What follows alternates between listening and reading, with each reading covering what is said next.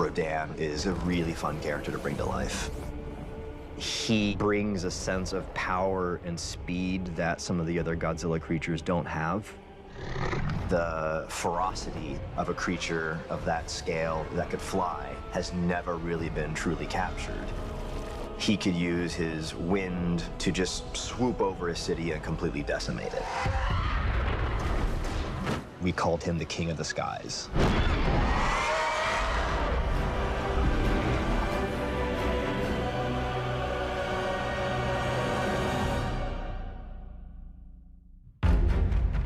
Rodan is one of my all-time favorites because he could fly, and I was really into the idea of introducing him to the mix because we could then have some really potent aerial battles.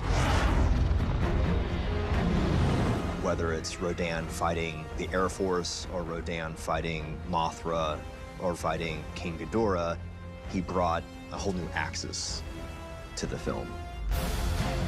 Rodan was a tricky one because we'd already had a flying creature in the previous film. We'd had the Muto. We didn't want it to look the same or similar to the Muto. The first few sketches almost looked like the Muto again. So it was just finding a design that felt fresh, but recognizable as Rodan. We went back and looked at the original movies. We started with the silhouette. And with Rodan, the color palette was a sort of burgundy red color palette. 2 horns on the head, sometimes 3, but usually 2. He had a very spiky chest, and he always had a sort of more bird-like appearance than Godzilla or any of the other creatures.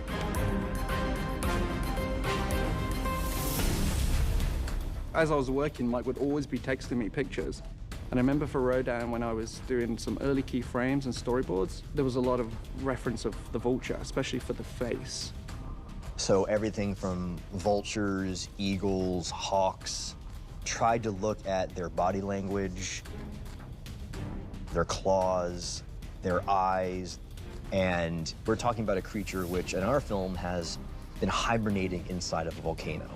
So instead of having traditional reptilian scales, this creature has managed to adapt to living inside of a volcano by sort of growing an outer shell of volcanic rock. It's got this like molten, hard flesh to it that's reminiscent of the volcano, the environment it comes from. And I think that really made the design unique.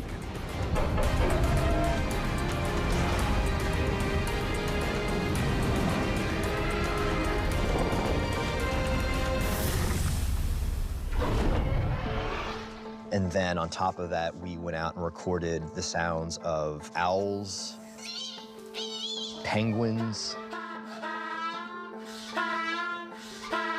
a vulture named Steve. We're trying to record his sounds, and he's going after the toes and legs of our recordists.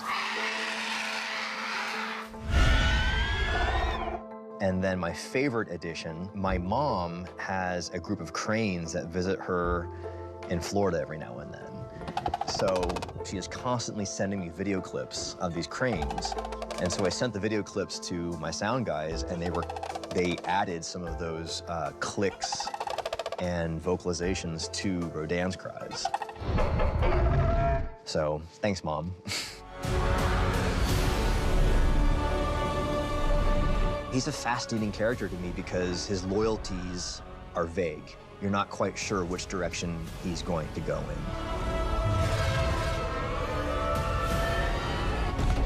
in. In some of the previous films, he's Godzilla's ally, sometimes not. Much like Ghidorah, I wanted to get a sense that there was sort of a dark intelligence in his eyes. My favorite performance moment of Rodan is in the chase sequence outside of Isla de Mar, where he's doing his best to dismantle all the different jets.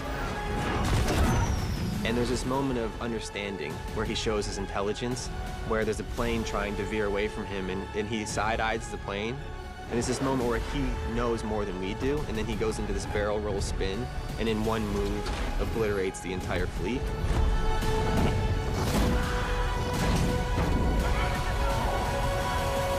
It points to a deeper intelligence, a deeper personality. I think that's what makes him really unique and special.